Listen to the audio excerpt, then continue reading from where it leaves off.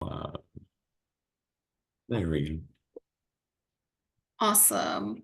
Well, thank you so much again, everybody, for joining. I hope you met some new folks or seen some familiar faces. And yeah, we'll get right into it. So again, I mentioned the agenda. We did some intros and breakouts. I introduced myself. My name is Sui Ortega, and I help manage the Seeds Network program. And Fred is the program manager at Seeds. And so, yeah, we're super excited to bring this opportunity for y'all. We did it earlier in the spring, but we think it was really important to highlight because there are a lot of internship opportunities and applications. This is really the time for you to be applying and looking at these opportunities come summer of next year. So we wanted to reshare.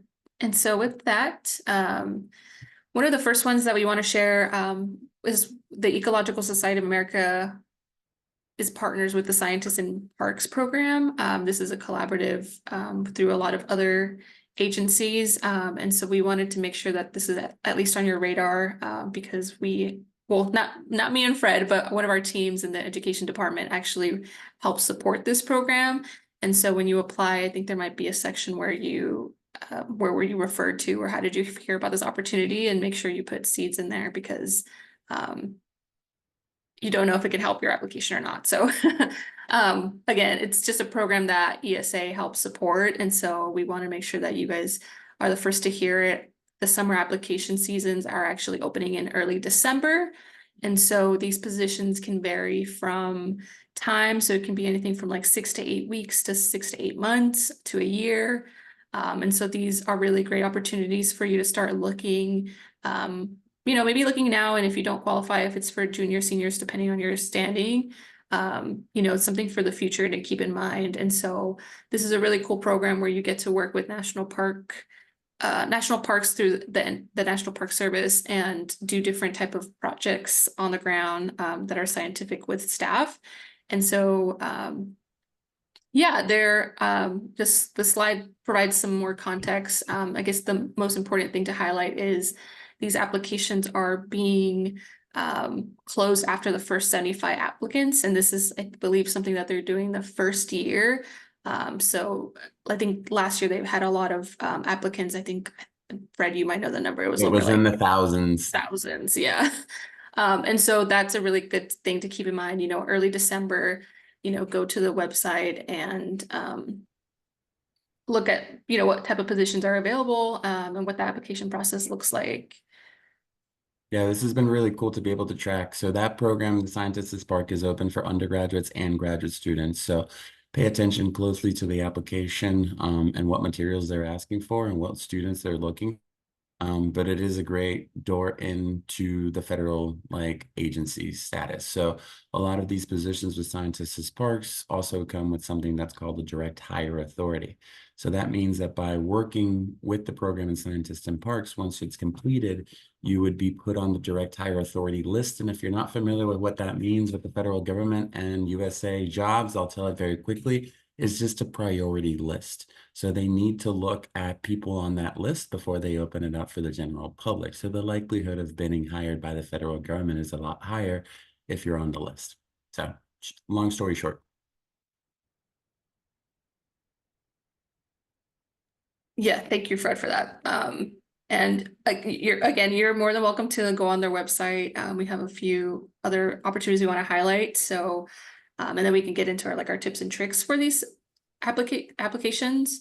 But this is their website. And so with that, we'll share this list of a bunch of, oh, sorry about that, a bunch of other internship opportunities, and feel free to take a picture, a screenshot. But again, we will be making sure to send you all of this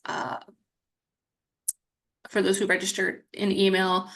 These are just a different bunch of resources that you can look into.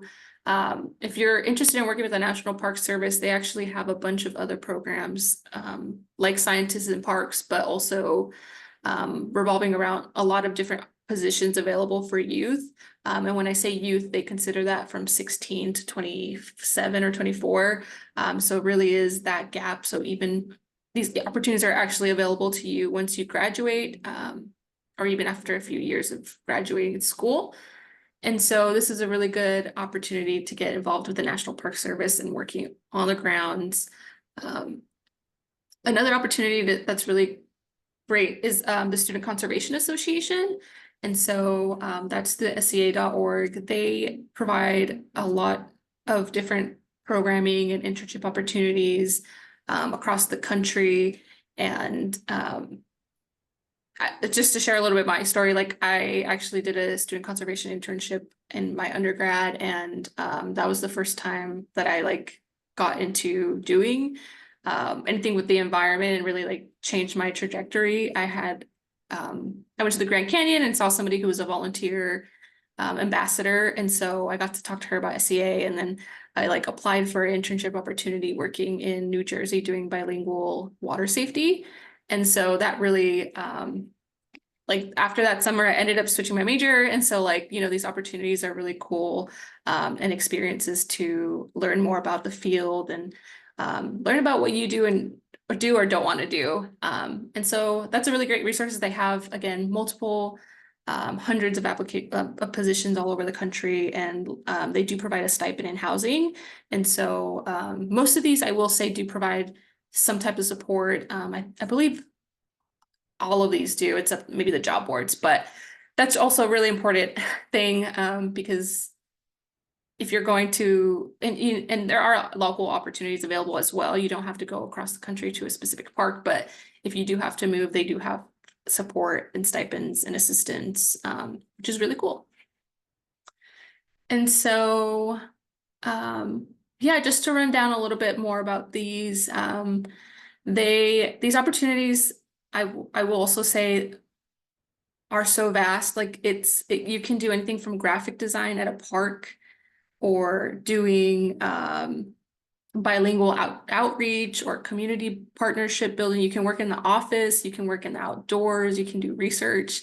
And so there's so many opportunities here, and that's kind of why we wanted to share these with you all again, because we would make sure to like look at each opportunity or these organizations so that you can find and apply to these programs, so you can start getting your foot in the door into this experience, and building that resume and just overall getting really working with what you're passionate about. And if you don't enjoy it, that's totally okay too. I feel like I've done a lot of internships and stuff too, where I was like, I don't like doing this, and so I'm not going to do it.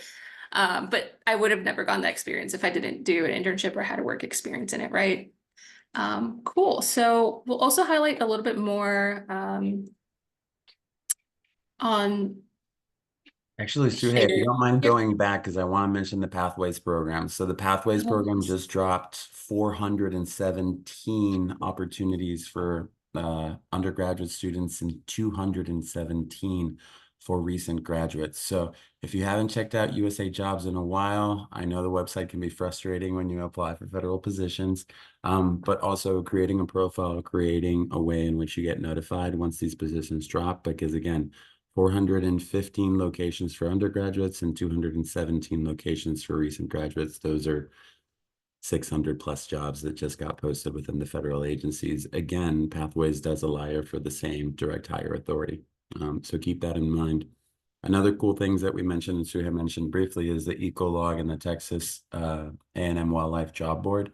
Those are where people keep posting things constantly. Every day, opportunities get posted up, whether it's looking for master's students, graduate students, or internship and fellowship opportunities, and even some funding opportunities, all within the research side of science. And then, of course, all these other groups. So, yeah, really cool stuff. Application season is upon us. So, keep an eye out for everything that comes out. This is a short list. Again, one of the things that happens in science is a lot of these opportunities are by networking and who you know. So these are colleagues and friends that have helped us put this together.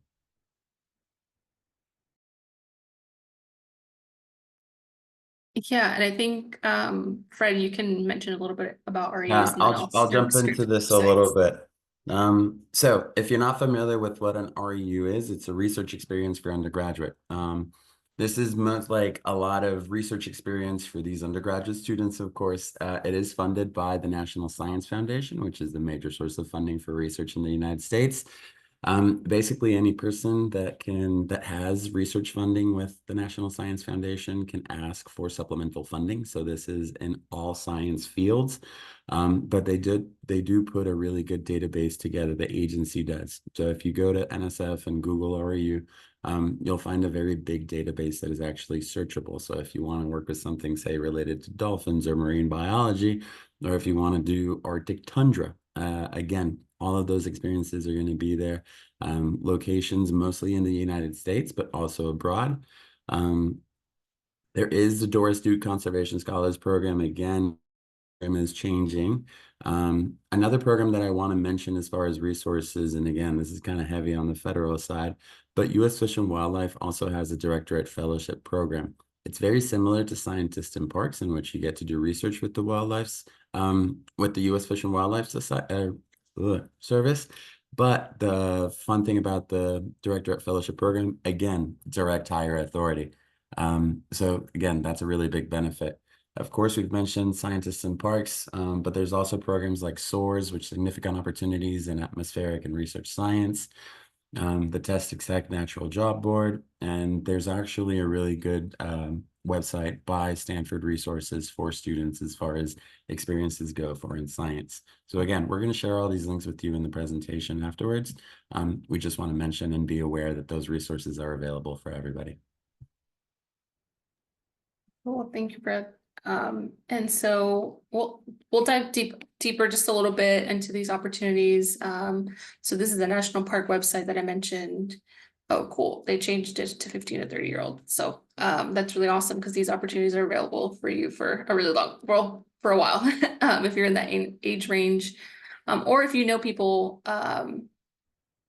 you feel free to share these opportunities as well. But like I mentioned, there are so many opportunities that go from public health, communications, digital history. And so these opportunities aren't limited to just ecology or environment. Yes, you're working with the National Park Service, but you can be working on a communication plan for a region of the National Park Service, or you can be working with, communities working on public health and in nature.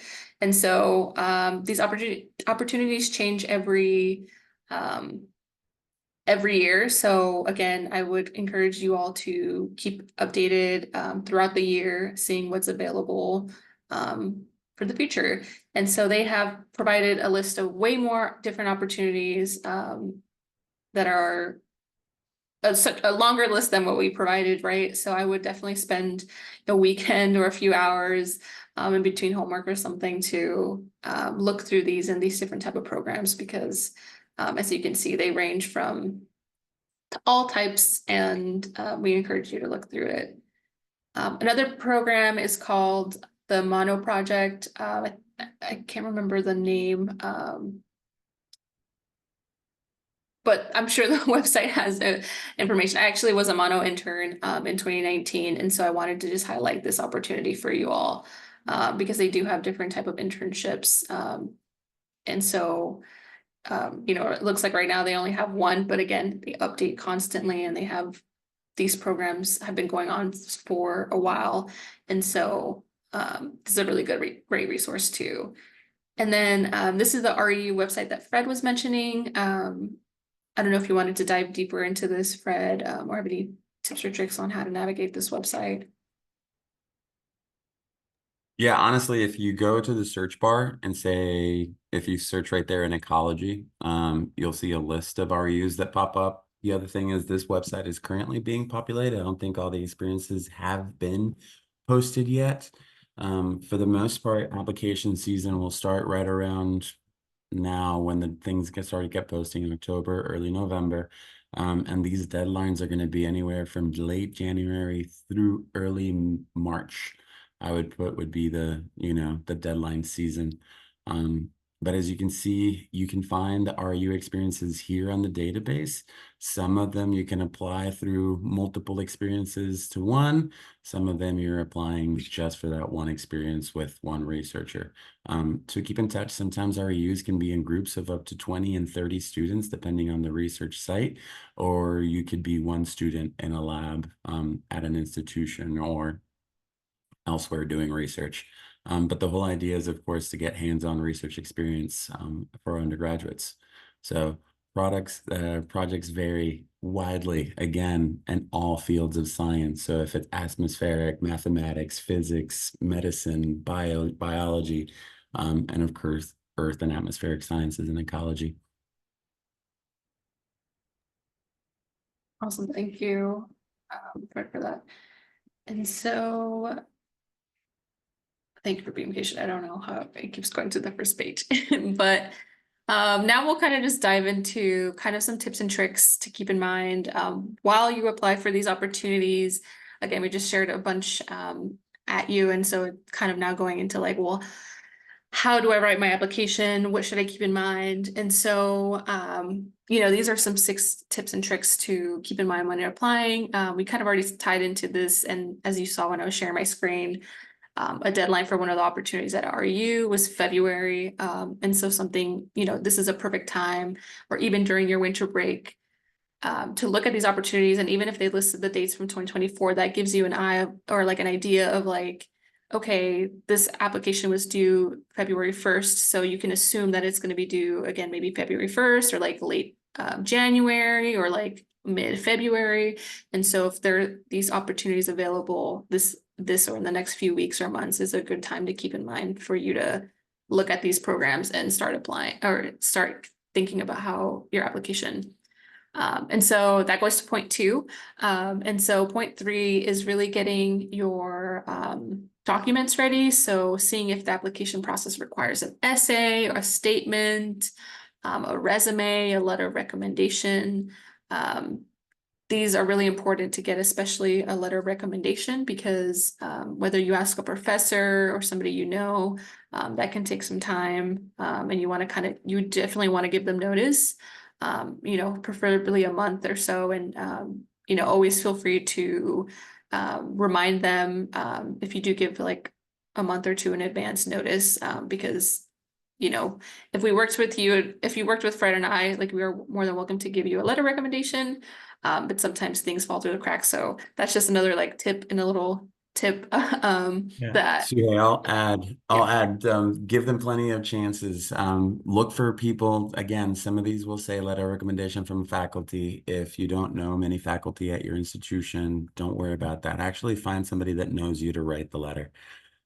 As somebody, Suhe and I can attest, like we receive a lot of letters of recommendation, of course, through our seeds experiences and applications. The really bad ones are really bad. It's people that are busy that'll just say one sentence, hey, the student took X course with me and got this grade, and that's why they deserve to be, recognized as research for this like summer experience. That doesn't fly too well with many programs. So by giving time, and also if you really do want a well-written letter of recommendation, please send your application materials as well to the person writing the letter so they know what to address and how to address it properly. If a program is looking at applications correctly, they'll start by looking at your essay and your resume. And if they're interested, then they'll move on to the letters of recommendation. And those are actually really important when it comes to making the final list for those students that'll be interviewed for these experiences. As an insider, I'll tell you, it's very important to write good letters of recommendation and get good letters of recommendation.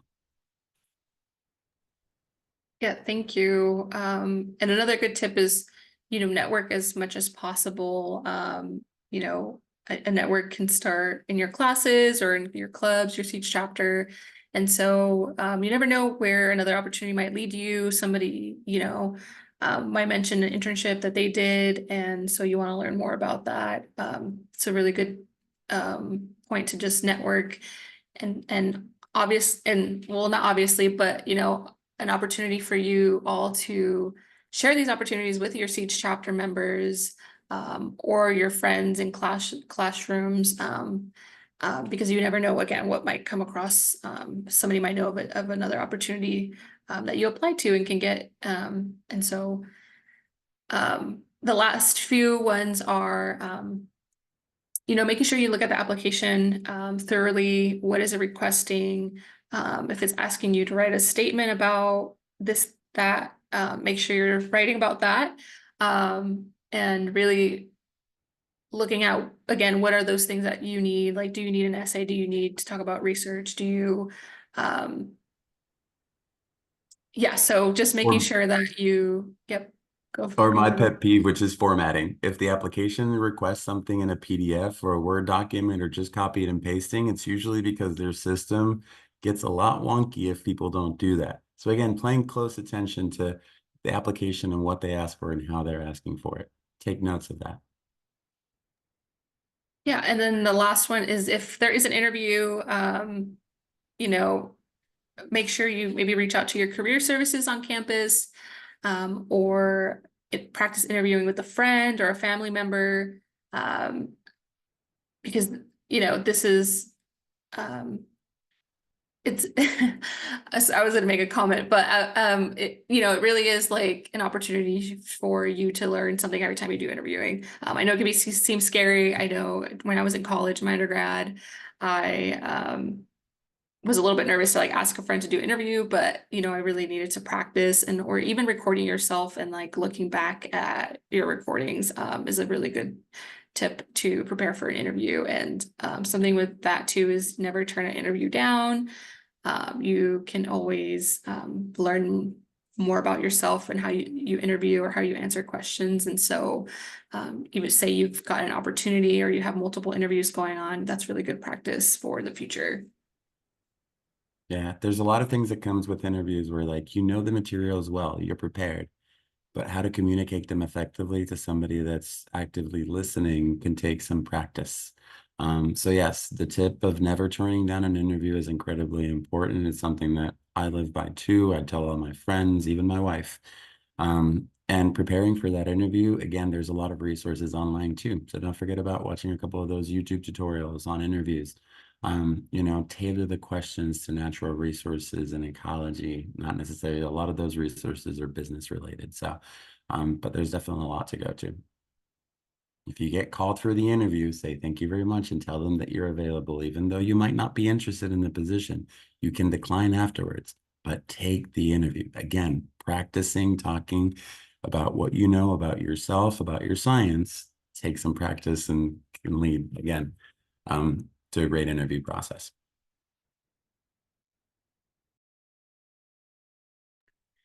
Um, and so we just shared a little bit of some tips and tricks, but some things that you should avoid are, waiting to the last minute to apply. I'm sure, I mean, I definitely know I've been known to procrastinate and have missed opportunities because of this. And so we want to just make sure to highlight with y'all, try your best to do something maybe a week before rather than like 10 minutes or an hour before.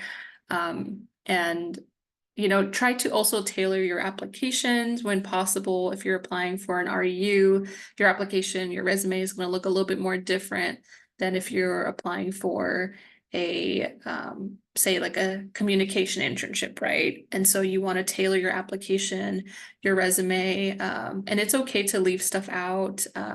Of your resume. I remember applying for different opportunities and having like multiple resumes, one that was maybe more society focused or more that's more research or science focused. And so just know that, you should connect, you can personalize these applicants to make you really stand out and look like you're really interested, because I'm sure you are, right? And you want to make sure you highlight that. And so the other thing too is mentioning, we just shared a bunch of these opportunities for you, and it could be overwhelming. But I think if you have a system put in place where you can um, keep track of all these applicants, the applications, these deadlines, what's required, you have a better chance of getting more if you apply for more, right? And so we would encourage that. And so the other thing too would just be keeping unprofessional posts up on social media. I know social media is a really big thing now. And I don't know how applicable this is, Fred. I think this was something I was told in college, and I've always kept in mind, like my pages are either private or professional. Um, but I feel like most people's are now on private profiles and such, but I think it's still a good tip to keep in there. You don't want to have anything that, I mean, and again, we're in a modern world. People can Google you, and so maybe spend a day like Googling yourself and figuring out what comes up because um, anybody who's reviewing applications will Yeah. at one And point probably look at your social media they and do and they will. So when you're applying and you make it to that last top three, top five, top two, they will be looking at other things besides the application materials that you sent them. They will be calling them those references. They will be making sure that the person that they're looking for and hiring is what they intend to get. Um, I cannot stress enough about submitting generic applications. And again, not only to submit, like to apply for multiple opportunities, not just by the numbers too, right? You apply to more experiences, the likelihood of getting selected and getting the option of, you picking where you want to go for the summer or what kind of experience you want to have. But also it makes you a better writer and a better communicator because you get to practice more different essays, different writing styles, different audience. So practicing, whether it is a travel award for a meeting or a fully funded research experience for the summer where you'll be traveling to remote locations. Again, you want to make sure that you're tailoring those application materials and practicing and letting them know why that experience would change your life. Because in reality, like that's the story you need to be telling.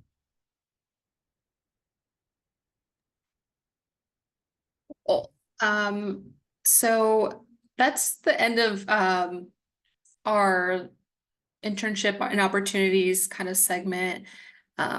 We just have two more slides, and so we just wanted to um, leave room for any questions in the chat or if you want to raise your hand, but we wanted to just share some upcoming seeds opportunities happening in 2025.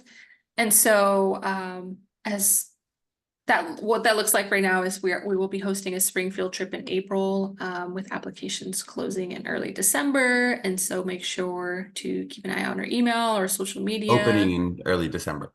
Oh, so yes, I don't know what I just said, but yes, whatever Fred mentioned. Yes, sorry. Um, yes, so yeah, keep an eye on our social media. We'll make sure to post on our Instagram, Facebook, Threads, all that good stuff. And then we also will have our travel awards for the annual meeting that's happening in Baltimore, which will open in January as well. We have a leadership meeting happening in the fall, early fall, end of summer. That will be through nominations of your seats, faculty advisor. And then we are excited to host a fall field trip with the Black ecologist section at the Mountain Research Station in Colorado. So these are just some things to keep in mind. Keep in mind with your chapter, your members. Again, we will make sure to do a big promo blast so you won't miss it if you're signed up for our emails or following us on Instagram. Fred, Yeah, did you how are want to? we going to talk about internships and fellowships and not talk about our own application materials for next season? So yeah, that spring field trip, I forgot to add that to that slide. That spring field trip is actually happening at the Virginia Coastal Reserve. It's going to focus on marine biology. And if you're not familiar with where VCR is, it's on the very eastern shore of the Chesapeake Bay, right in the mid-Atlantic, very much at the end of the Potomac River, and the Chesapeake Bay meets the Atlantic Ocean. Um, that's going to be a really cool trip. We haven't done marine biology one in a while. The big ESA annual meeting, of course, the largest gathering of ecologists in the world, is going to be in Baltimore come August. Again, I'm mentioning those because, yes, we're opening these up for applications in December, and then the travel awards for the ESA meeting will open in January. The deadline for that will likely be early March, and the deadline for the field trip is likely going to be the end of January. So we'll keep them open for more than 30 to 60 days is our normal. The leadership meeting, of course, is by nominations from our chapter leaders, and then the fall field trip is going to be a really cool event. This would be our second field trip hosting with the Black Ecologist section at ESA, and we're going to be going to the Mountain Research Station, which is right on the front range of the Colorado Rockies, right about an hour away from Denver. Yeah, if anybody has any questions or anything, comments, something that you'd like to share yourself about your own experiences with applying to internship and fellowships, maybe some other internships and fellowships that we have not listed and you're familiar with, if you want to share that with the rest of the group, we're opening it up for questions or comments.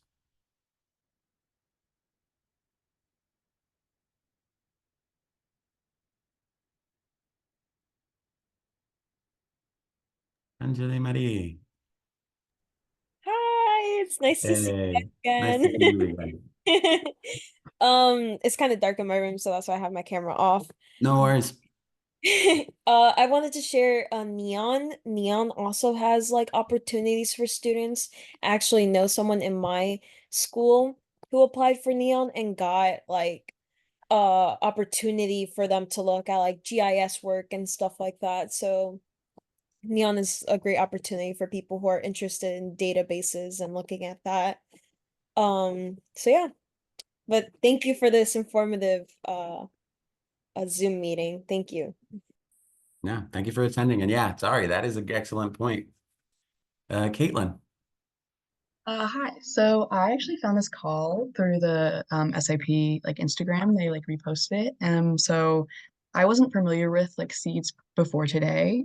Curious if this is something, I know you mentioned like chapters. Is this a thing that you would have to get involved in through like your institution, or I didn't know what the Yeah. process would be if that's something that I could It's join? okay. We'll address this. I'll address this quickly. And that's an excellent question, Kaylin, because we might have people on the call that aren't familiar with SEEDS. So SEEDS is a mentoring program for undergraduate students who want to pursue careers in ecology, especially to become leaders in the field of ecology. It was a program that was established in 1996 to diversify the leadership within our science.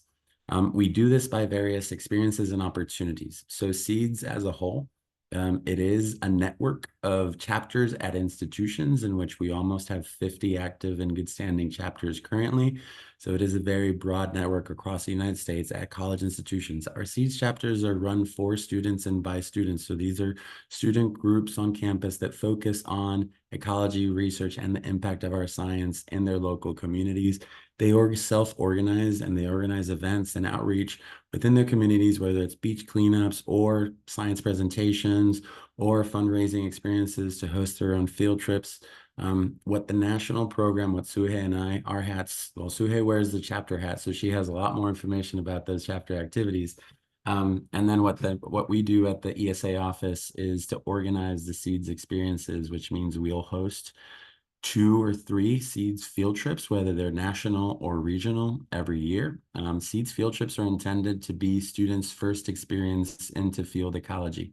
So for students that don't have any research experience or don't have 2 or 3 REUs, we want to make sure that they are, that they're taken care of, that we have the mentoring in place for them to come and visit a field station over a weekend in which they get hands-on research experience. So they complete like an REU in a day, developing their own research projects and then presenting them by the end of the evening. It is a multi-day experience and we take care of all the costs. There is no cost for applying. There's no cost for participating. We'll pay for airfare, housing, everything. We also host the leadership meeting. Our leadership meeting is intended for those students that are affiliated with our SEEDS chapters. It is intended to teach them 21st century science skills. So it's not about the research, but the impact of our research. So it focuses a lot of education and outreach, policy, and science communication, skills that scientists need to have in order to advance their careers in a changing future. We also host travel awards for students to attend the ESA annual meeting. The Ecological Society of America hosts the largest gathering of research ecologists in the world, in which we bring 20 to 30 undergraduate students and SEEDS alumni to present their research at the meeting. The experience is fully funded and fully mentored, so you get paired up with an ESA member, and he or she will be guiding you throughout the week. The cool thing is that you are part of a cohort. So being at a large meeting with multiple thousands of people can be very overwhelming if that is the first experience. So just imagine walking into a room the first day and you get to meet 30 other students that are in your same space. By the next day, you're meeting your mentors and the group grows to 60 plus. You're not walking hallways alone. Start seeing friendly faces, especially from, of course, our own ESA and SEED staff. And then we also host a graduate workshop. We're doing this at least once a year. Last time we did it on GIS, but we are hosting a workshop for graduate students. Next workshop, we're looking at May. I haven't officially announced that since it's not our chapter. This is mostly for undergraduates, but we are going to be hosting a graduate workshop, and this one will be likely on statistical analysis. So a lot of R and Python stuff that there's a steep learning curve between the undergraduate level and the graduate level, especially with large data sets now that we're talking about. So That's kind of what the Seeds program is. We also have a fellowship, which is through some partners. So we'll partner up with our AU like opportunities, and then we host the students on field trips, leadership meeting, and then that student gets to present their research at the ESA annual meeting. That is the biggest award within Seeds. Funny enough, you don't apply through Seeds, you apply through one of our partners. So yeah, that's what the program is known for. So we host big in-person events for students and yeah, to explore the science of ecology at different settings, different ecosystems, and every single trip we host is unique. We don't repeat the same trip twice. That's Seeds in a gist. Yeah, thank you for asking that question, Caitlin. Yeah, thanks, Fred, for providing all that overview for new folks if they're joining us. Are there any other questions? I didn't see anything in the chat.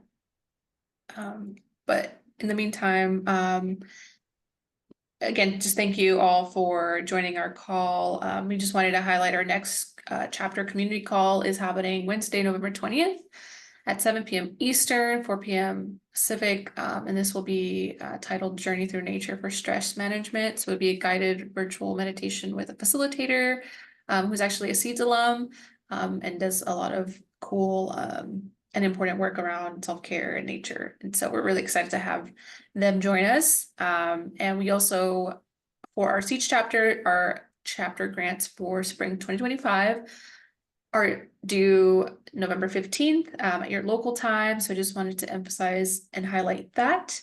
As well as always, you can keep updated with us on our Instagram at esa.seeds if you don't follow us already. And yeah, are there any final questions? We have a few minutes and me and Fred are more than welcome to stay after the call as well if you have a question you don't want to ask with other folks around. We did get a question posted in the chat. Do we have an active chapter at the University of Arizona? I know last year we had conversations with a group of students of restarting that chapter. I don't think it ever. That was at Arizona State University. But All right. University of Arizona, we currently do not have a chapter there, but we did have one historically. But if you're interested in starting one there, again, I think something Fred mentioned is through the Seeds Network, you don't have to be a whole new club. You can be an already established environmental, ecology, biology group, sustainable recycling group, anything that's around that realm and apply to be affiliated with Seeds. We have a lot of chapters that way too. And so you still get the benefits of being a Seeds chapter, but not having to start your own chapter as well. And then I'm more than happy to answer any more questions too about starting again, what a chapter looks like. Most of our Seeds experiences are open for any student enrolled in an institution within the United States. That's the only requirement. If you were applying for our experience and are a member of a Seeds chapter, we do give you just the slightest of points benefits when it comes to the scoring rubric of the application. So students applying from the Seeds chapter get a whopping 2-point bonus in the rubric once they're judged. It's not much benefit. I guess it comes down to the last people getting cut. It makes a difference if you're from a chapter. If you have a strong application, it makes no difference. Yeah, we have information on how to start the chapter, like Suhei said, on the website. And if there's any other questions that you might have for me or Suhei, please feel free to reach out. I'm actually going to put our emails here in the chat real quick. So they're super complicated at ESA. Mine is Fred at esa.org. And we have Suhei at esa.org.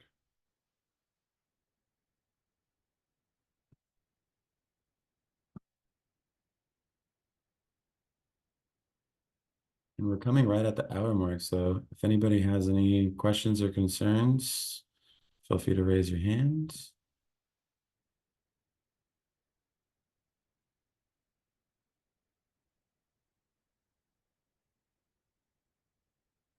Okay, if you don't have any questions, thank you so much for joining us. Suhei, thank you for hosting.